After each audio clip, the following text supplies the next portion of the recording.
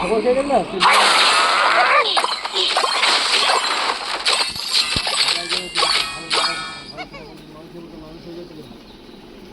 যেরকম মা ওরকম ধরা পড়ে যাচ্ছে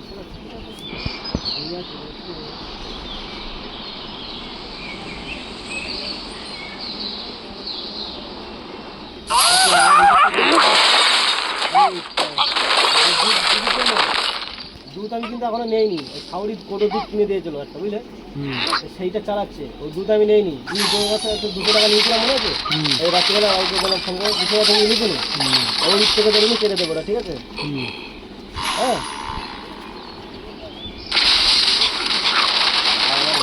টাকা দামি টাকা দেবো যাবো আমি, যাতে আমার ছেলেমেয়েরা আবার জামা কাপড় কিনে ওই 2 মিনিট পরে ঢুকবে টাকা, আর ঢুকলে তোমার 1 টাকা দিয়ে দেবো।